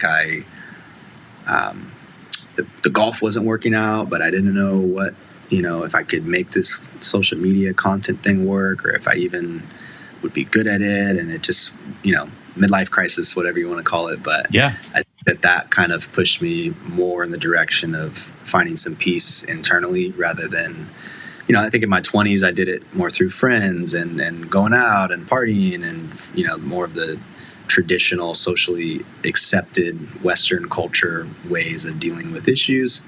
And that was ineffective for me and unsustainable. And I've definitely, it's not like I just learned about meditating this year, but this 2023 and 2024 is when I've started to take it more seriously. And I've sought out a great coach. His name is Light Watkins. I've been on two workshops, and then I actually did like a week-long retreat for New Year's this past year in Mexico with him and a small group of people, and studied Vedic meditation. And we did a lot of unpacking of stress and trauma, and just trying to deeply rest the nervous system and just be with yourself, sit with yourself, deal with it's kind of painful when you're used to being hyper stimulated. And I find myself really struggling because, dude, my screen time is like 12 hours a day, every day. Is it really? Yeah, I was going to ask about that. Yeah. It's justified. I don't, at this point, as a one-man show, I don't know how else I could be communicating with the world as frequently as I am and as purposefully as I try to if I didn't put that type of time and effort into it. But boy, it's tough on a human brain to deal with that much information coming in all the time. And so the meditation is something I'm excited to learn more about. And really what it is just the removal of doing things. No Netflix, no social media, no talking to a friend, no listening to music. Just stop, just sit there. And I think at least my experience so far has been that's really scary. It's very hard to just let your brain yap at you for 8 straight hours if you haven't done much of that in a while, chances are all the things that you're pushing down that you don't want to address or deal with, they're still there. They never go anywhere. The human brain is a computer that can remember what happened to us when we were 3. It's out of survival. It's trying to remember painful and traumatic things, store them as stress triggers, and then in the future, when something that looks or sounds like that painful experience from the past, we're going to close off to it because we don't want to die, whether that's figuratively or literally. And so it's a beautiful thing the way our mind protects us, but ineffective in our 2024 society, where most of the things that stress us and cause us anxiety are not threats at all and are just figments of the imagination, and we need to let the thought pass straight through us. So this whole world of meditating and being still and sitting with yourself, and then breath work, which is something else I've been really interested in, and ice baths and cold exposure. These are kind of like accelerated stress releases and accelerated, chill pills for the nervous system. And definitely there's a lot of levels to it that I could take way further than I have. But I think I'm on the right path and starting to tap into some things that, similar to the weightlifting, will benefit me just for life. And then things that I want to obviously share as well. I keep investing heavily, not only my time and energy, but also money into learning these things and putting them into practice myself. And, that's twofold. One, it's to try to improve my own life, but pretty much everything I do nowadays is through the framework of like, this is something that I can share with other people. Love it. Usually it's first my family and friends. And then once I've got a little bit of practice talking about whatever the thing is, and I feel like I can explain it coherently, then I'll open my phone up and try to put it on a video or whatever. And that's enjoyable for me, because I do think the reason I got into these things was other people that I viewed as cool, whether they were golfers or influencers or friends, started talking about something that was a little taboo. The breath work, to me, that was taboo like 1 or 2 years ago. And then some cool people started talking about it. And I'm like, what's this all about? And that's all it takes. Then you experience the benefit for yourself. And then boom, now you're next in line that other people, whether you know it or not, are watching you. Whether you're an influencer or not, everyone is looked up to by someone. And what you're doing and saying and interested in does matter. And it's a very motivating way to go through life, just treating yourself like you're in a movie, like you're the main character in a movie, and you're responsible to do your best every day to live a life that others would be proud of, and you would want your kid to watch and look up to, whether you have a kid or not. I find myself framing a lot of my actions through like fatherhood at this point, even though I'm not, currently on a path trying to have a kid or be married or anything like that. I think that everything I'm doing online and in my own life, just constantly striving to improve and then share with others, that's all practice for like being a good leader, which you could probably speak to more than me. I feel like that's what it is to be a father and a husband, right? It's just standing for something and leading by example. Yeah, for sure, man. I mean, I think that's when it actually clicked for me. Like you're way ahead of the curve than I was. Like I've had to, Alex. I mean, the way I've had to learn everything is because I've had to learn the hard way, man. I've had to make a lot of mistakes and learn from it that way, which it's okay. I mean, I think that's another way that you can learn. And but yes, I mean, having kids, I love what you said, man, because that's exactly the framework I've been trying to live more through. I mean, I think when you have dude, you're saying some really insightful things here, at least for me, because you said everyone has someone that looks up to them. And, the first thing that came to my mind are my kids. And until I had kids, I didn't really look at it that way. And, you see your kids and they're sponges, right? So like they're running around, everything you say and do, they pick up on. And, you start to realize like, oh man, I need to really be the best me, not just for me anymore, but just so they can be the best them. I mean, you've referenced your dad. I mean, I can't even, count how many times on this pod. And I love it because that's how big of an influence he was. And look how impactful he was in your life. And look at the things that you're doing. It's all probably because of the things that he did out of love for you, like growing up. And I mean, it's a shame that like not everyone has that. But like, dude, that is a special gift that hopefully you will be able to pass on. And, you can help people, at least with some sort of flavor of that.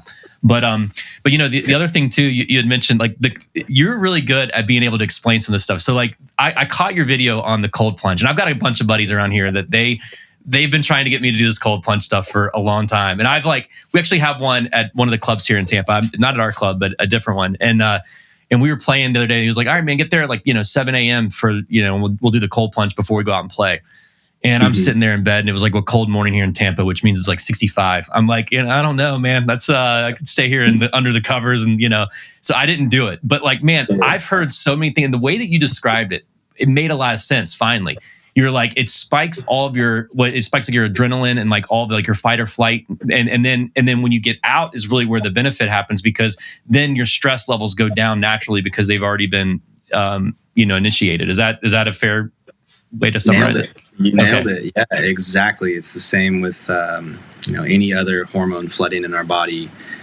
There's a max that could be in our bloodstream at any point in time, and if if the baseline is a 5 out of 10, and then you intentionally ramp it to a 10 out of 10, now you've used a lot of it up, and it can't possibly stay that high anymore. So it has no choice but to lower below baseline down to a 4 or a 3 out of 10 until it can replenish, because these are all finite resources in our body that replenish daily when we sleep and hydrate and nourish our bodies. So yeah, it can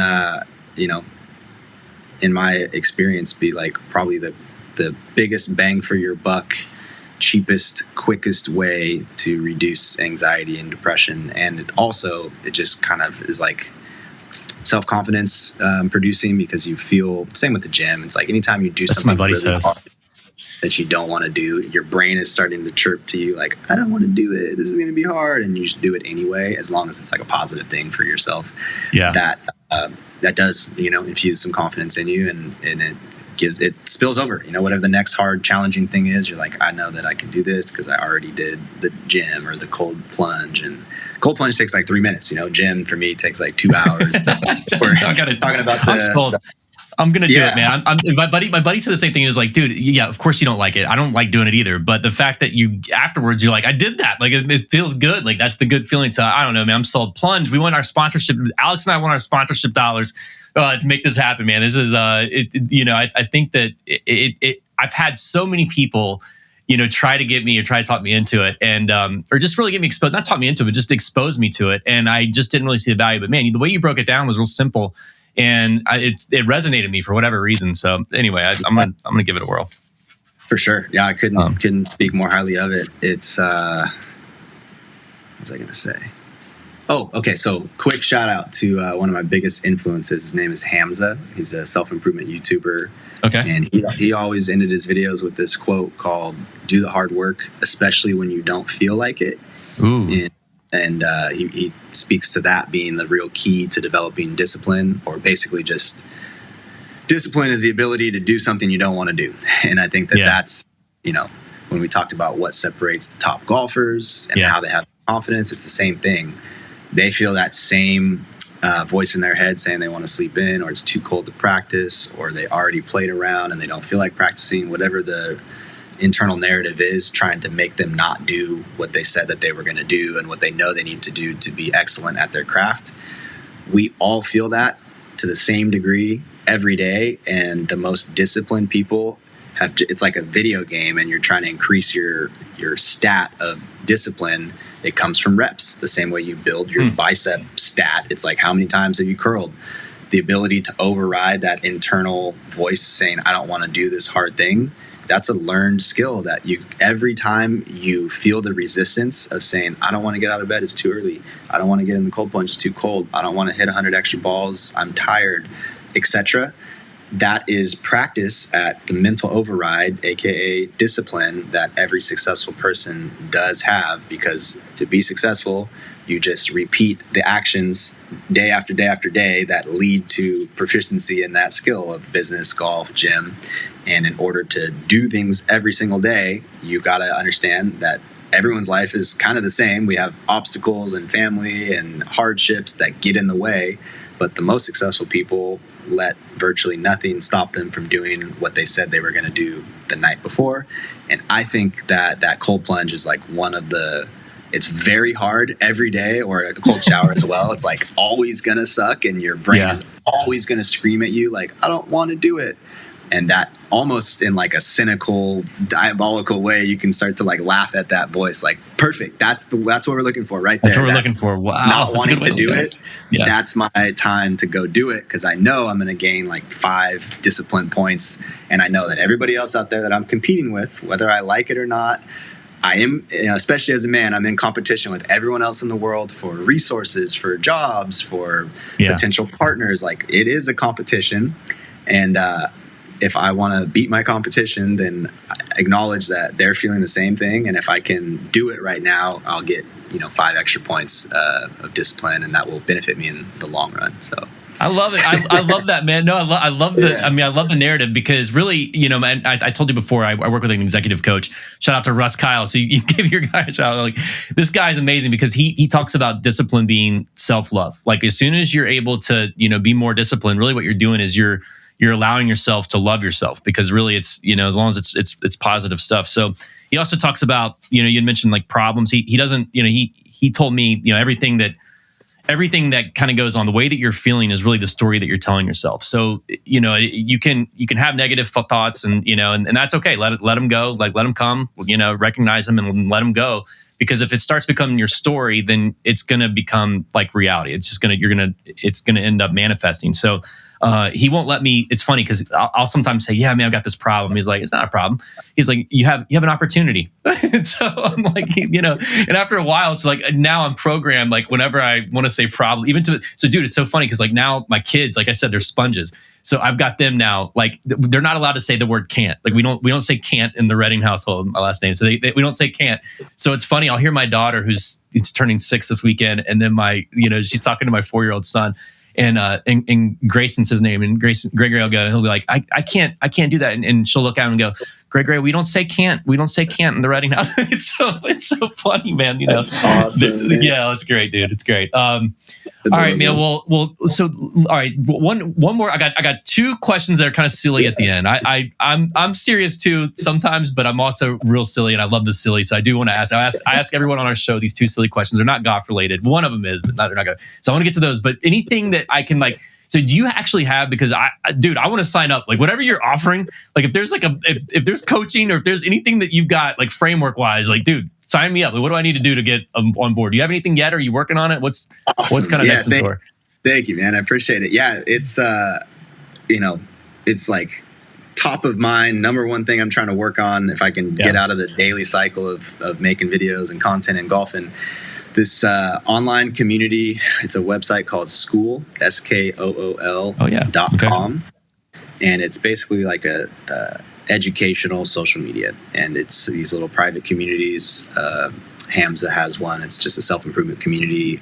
I don't know if there's really any golfers on there yet, but my goal is to have a couple courses inside about this sort of holistic approach to golf that I've been kind of refining over the years, which is just my belief of how to improve at golf, incorporate the gym, incorporate mental health and mindfulness and breath work and cold showers and nutrition, all these different modules of things that I have some experience with and have, worked with coaches or experimented with in my own life. So courses, basically video series and PDFs and prompts for you to sort of journal and create your own plan about how to basically build a daily routine and an action plan to start improving and solving problems in your own life.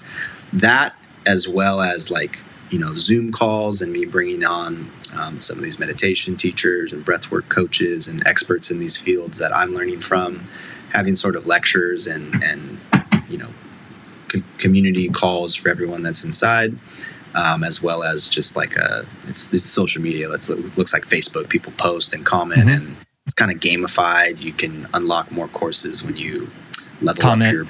The more things that you comment, and the more guys that are upvoting your contributions, it's so addicting in the best way. It's you basically you get in a group of extremely like-minded people that are paying to be a part of it. So they're highly motivated to engage and make friends and learn and go through the courses.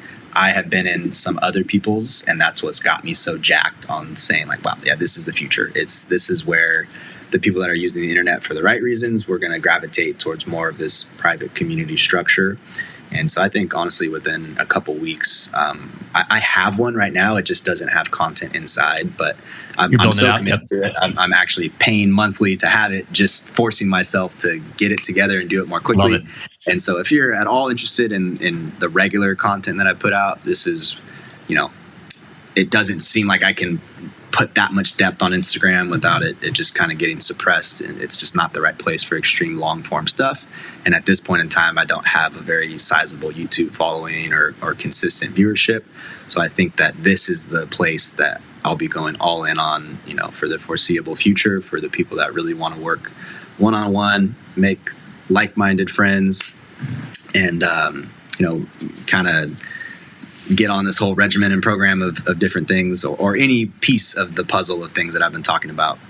So my school community will be launching soon, and that'll be definitely plastered all over my Instagram and TikTok. Awesome.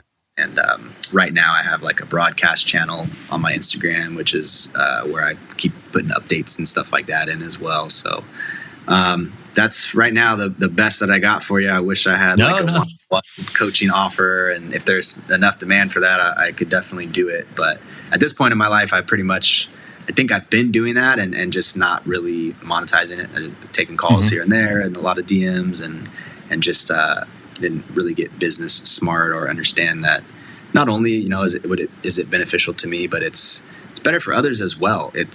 When you sign up for a course or a private community, at least in my experience, that's when I really dive into stuff. When you spend money, yes, when you invest money in it, to your point, you are absolutely more committed. And it's funny you said school, because I'm actually, I signed up for this guy, Matt Gray. I don't know if you've ever heard of him. He's, have you heard of him or? No, he has a school community. Sorry. Yeah. He's got a school community, and he's all about. Oh, I'm on it, dude. I love it. I was gonna give it a plug, because it is. I agree. This is gonna be the future as far as content consumption. I think that people can really get behind it. You have a gift, man. Like I don't. Again, I don't. I've met you tonight, in person. I mean, I've been following you for quite a while, but you have a really unique gift in being able to deliver, your message where it's consumable. Especially in today's world where there's so much noise.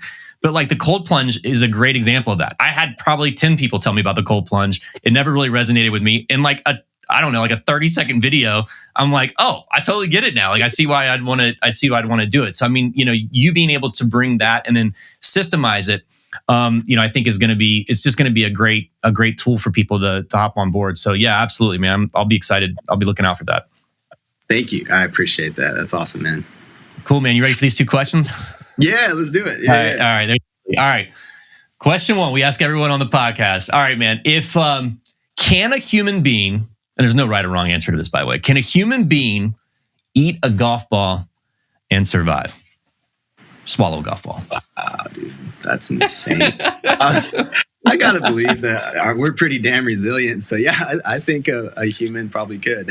Yeah, I go back and forth with it, because I'm like, and you take someone like a big human, like Shaquille O'Neal, he can, I imagine he could get it down a lot. I don't know. I mean, I don't know. I'm not a doctor, but I imagine, and then the way this came up is my buddy Panda. I'll get to the spirit animals now. So we have this deal where we, on our podcast. By the way, I'm going to try to come up with the spirit. Do you have a mascot or a spirit animal you've ever? Oh man, God dang. I mean, my college mascot was Mustangs. Maybe Mustangs. Mustang. Okay. I'm thinking something super an animal that's super friendly, super mellow, chill. I don't know. I'm gonna come back. I'm gonna golden retriever or something like that. Ooh, I like that. Loyal. Yes. Very. Yes. Okay. Serving someone. Something that's okay. I like retriever. Yeah. So anyway, we've got all these for our personalities on the podcast, and nice. and my buddy Panda, who's one of the co-hosts here, he's kind of a younger dude, but dude, the guy's a throwback. He is a golf savant. He knows everything about golf history. It's just crazy. He knows certain golfers' moms' names. I have no idea how, but he's got it's just crazy. So anyway, he was telling me one time, he's we were saying, okay, if I get a certain number of subscribers or followers where I can actually do this full time, then I won't mention the Albatross story ever again. And he was like, there's no way you're going to be able to do that. Like, come on. And I'm like, no, seriously, like if I can. And he was like, what are you going to do if you don't, or if you do start saying, I'm like, I'm a man of my word, man. Like, I don't, and he was like, nah, you got to have a penalty. He was like, you got to eat this. So this is the golf ball right here, buddy.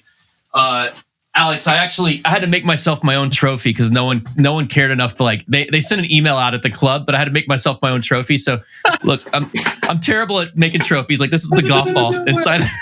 That's awesome, bro. But he's like, all right, you gotta eat that. You gotta eat that golf ball. If you tell the story after you get the certain number of subscribers, you gotta eat the golf ball. And I'm like, I don't know if I'll live. Like I don't know if it's gonna kill me or what. So anyway, that's where that question originated from. So that's we'll funny. see. That's funny. All right, second question. All right, this is a little sillier, little non-golf topic, but dude, this one, I love this question, and it's just I don't know the answer.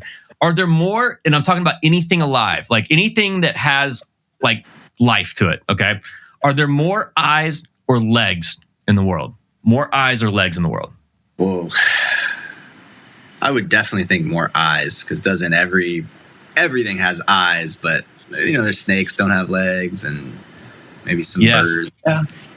Yeah, I don't know. Do you know the answer?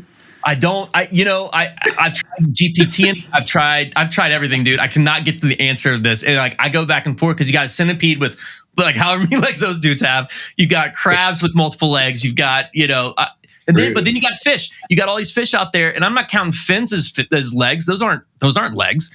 Tentacles aren't legs. So I mean, like I think it's eyes because of all the fish. But I don't know. I love hearing people's take on it because it's 50-50, dude. You ask 100 people, you're gonna get 50 on one way and 50 on the other.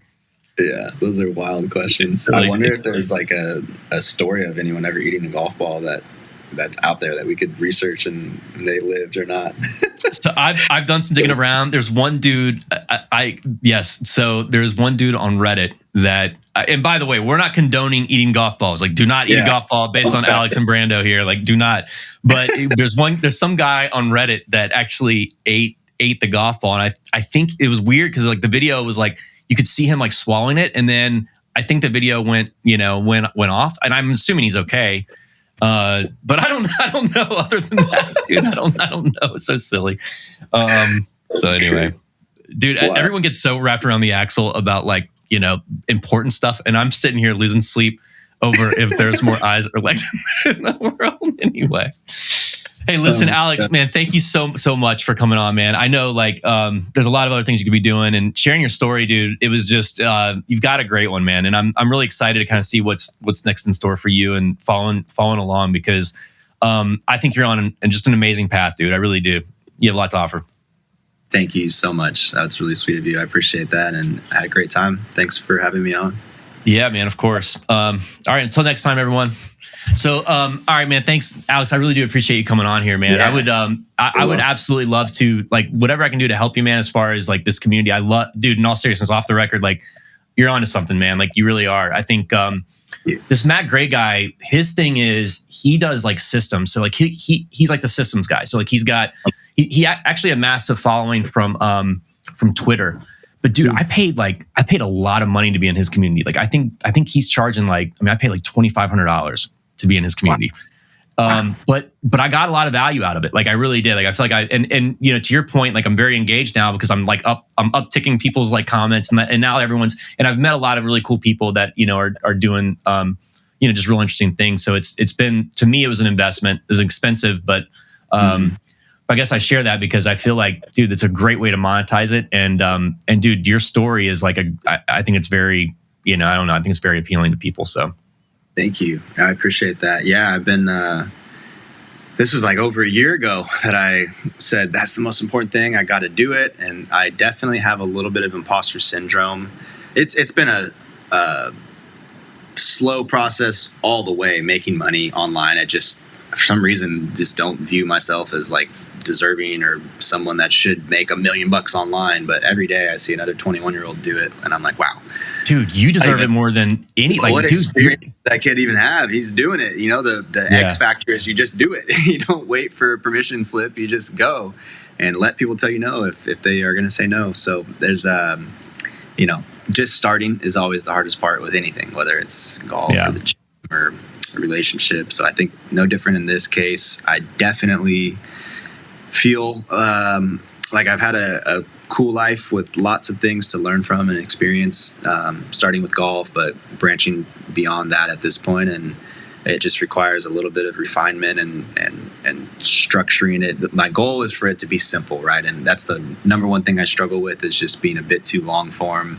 And the most effective coaches and teachers are able to take complicated ideas and distill them into something short, digestible, and with simple action steps to get the desired result. And I have to view things a little more through that framework and a little less through my like esoteric 10-hour conversation style, and just get to the point, you know. Like the ice bath is a great example. You know, that's a simple way to describe a challenging thing and explain to people why there's, you know, a benefit and a desired outcome will come from doing this thing. And you know, if I could apply that to everything, the meditation and the gym and all the other things that I think are positive habits that I want to promote and, you know, dive deeper into, and in this paywall, you know, guarded community, then I think if everything could be, you know, step-by-step system, short video series, PDF explaining it, and then week after week, we just hammered these things on calls, brought in other people to speak about it, consistently posted in the discussion board about these topics. I think it's a cyclical thing. Like I benefit and strengthen my commitment to these things if I'm going to be a leader that others look to for advice and help and accountability with, and everybody else hopefully benefits as well. And yeah, to your point, I mean, I know people are making a lot of money through school, even without huge followings or huge communities. It's that price point for personalized help almost has no limit. You know, if it's life-changing advice, I would pay just about anything. And I don't even have that much money to begin with, but there's some people that have got lots of money and loving learning about things that help their lives and would. Oh, totally. I mean, that's a good, I mean, in my opinion, it's a good investment. Like, I mean, you know, you know, I'll leave you kind of with this. So like my executive coach and I, we've been working on, like, that's one of the things we're working on is I'm actually going to be doing a course too. And I'll share it with you. And like, my thought was like, I'm happy to try to help, like if I can help you in any way that because we're building one out too. I wasn't actually thinking about school, but now that you mention it, like that's an interesting way to do it. Ours is going to be my focus was really going to be around, we have a couple of them, curiosity for me, like in sales. And it's going to be more like along the lines of like sales and like kind of my journey through that. And, you know, the way I've been, but being curious has just been like an absolute game changer with everything that, you know, that I've been able to do. So there's, you know, we've kind of listed out some modules and stuff that we were thinking. One of the things we were talking about is like, how can we make it, because I struggle with exactly what you said, the long form. Like I can talk, like that's my job. I mean, I can talk and I can explain concepts, but really in order for people to absorb them, it's got to be like very tangible and it's got to be very, you know, very simple. And so we've been working on that. I mean, it's something that him and I have been kind of distilling. And then the other part was really going to be grit. So, you know, you have curiosity, grit, and then the Albatross part with like anything's possible, the growth mindset, and then like living your life like that. And then the other part was calculated risks. So like there's been moments in my life where like I've had to make calculated risks, but those moments, the ones that I would actually pull the trigger on were when I really propel and like advance really quickly. Where I would like be indecisive and not do that is when I would sort of remain stagnant and like not really be where I'd want to be. So like these are all things that we're trying to kind of like, to your point, like document and then get a framework down to where we can share it and make it digestible for people to absorb. So I love it, man. It's all stuff that we've been working on too. So yeah, man, it's exciting. That's awesome. That sounds like a great course. Yeah, I love, like, there is no, you can make a course and make content and educate and teach people anything. It doesn't have to be super specific like in colleges where it's like chemistry or politics or whatever. It's more just like life stuff that is relatable to everyone. Maybe not everyone understands the ins and outs of chemistry and why that would be important, but everyone could benefit from learning about following their curiosity, developing more grit, and having a belief that anything is possible. That's just like, if you're a human being, you understand that those things you're interested in that. When someone leads into a conversation saying, I'm going to teach you how to do those 3 things, they're like, okay, cool. I'd like to learn more about those things. And I love that people are building personal brands left and right with seemingly no degree or some big amount of life experience. It's more so just like a passion and an interest in a subset of topics that seem beneficial to the human existence in some capacity. And then if you can, really become one of the best at sharing helpful information about that and distilling a lot of information. Have you heard of the term synthesizer yet? Is that? Ooh, I don't think I have. No. So do you know who Dan Koe is? Koe, Dan Koe? No, I don't think so.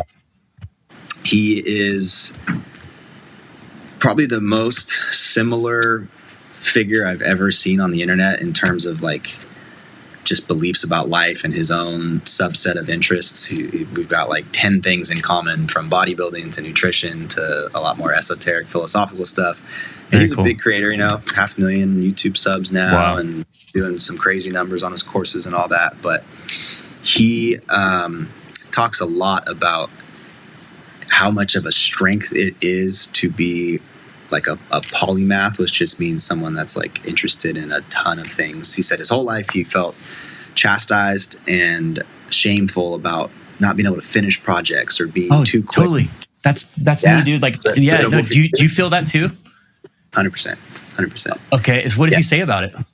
He says it's the greatest strength. It's the best personality trait you could have, because we are the future of education and the internet. He said someone that doesn't specialize. A specialist can be outsourced. A specialist can be replaced by AI or a robot. But somebody who has curiosity for life itself and is constantly seeking improvement in all these different ways: diet, nutrition, learning social media and marketing, interpersonal relationships, golf. If you have 19 different interests and you're putting yourself out there and taking calculated risks by signing up for courses and investing in these different things, all of a sudden your value to the world is 100x someone who's just a specialist in one thing. They can teach you graphic design and they can charge $500. Wow.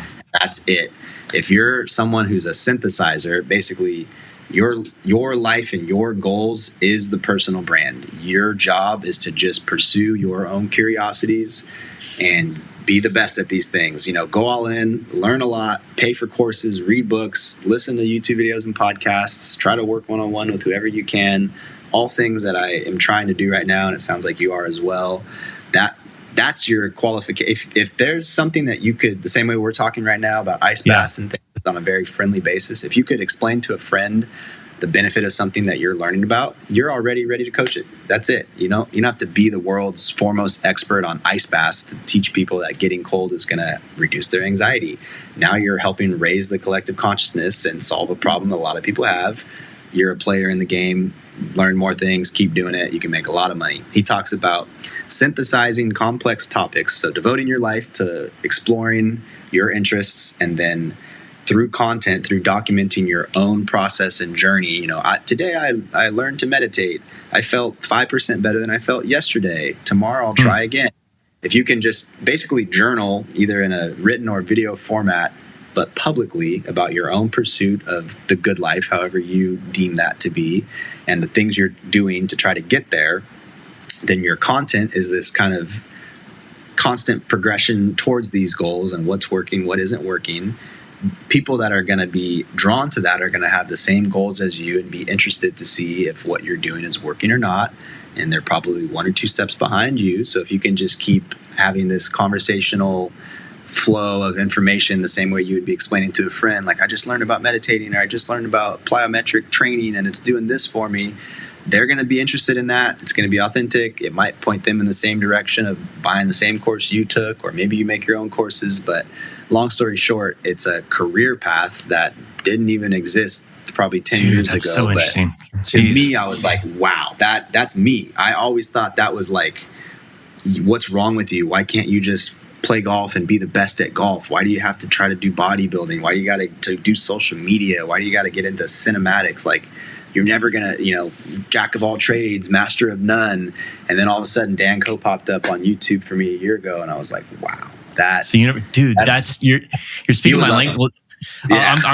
I just wrote them down. All right. I got to share this with you. I'm gonna geek out with you just for one more second. I'll let you run, dude. All right. So, it's so crazy, dude. I'm telling you, the universe is crazy, dude. It's, so there's this guy called How to Take Over the World. It's a podcast, really good. I don't know if you've heard of it, but this dude basically does like biographies on how to take over the world. And this guy does biographies on like, the greatest leaders on the planet, that's ever lived. And he did one on Leonardo da Vinci. Oh, wow. Da Vinci, let me see. And dude, he talks about this. Like, it's crazy what you're just talking about. I've actually wrote down a couple of notes here, and I want to share it with you because I think it's going to resonate just based on what Dan and you were saying here. So let me see. Leonardo.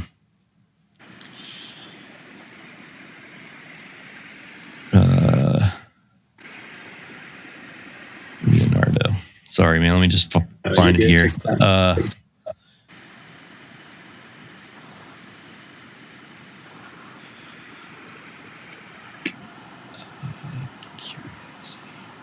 Here we go.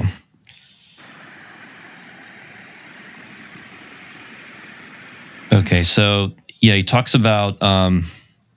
Okay, yeah. So a couple things. I'll send this over to you, man. But because I took some notes and it was interesting. So Leonardo, he basically he had this, and this I think this is maybe the author saying this, but basically he coined it as he worked like a lion, meaning like a lion will basically hunt and they'll get their prey, they'll eat it, and then they just chill. And they work, but in order to get their prey, they've got to work like a madman, almost like, obsessed with that particular topic, or, in trying to tie it back to like the business world, or kind of like what we would do. You got to be obsessed with that subject for a certain amount of time. And then, the greatest people of all time, like Steve Jobs, is another great example. Like he would get obsessed with like a particular product or a particular project. And then he would just and then he was done for a while.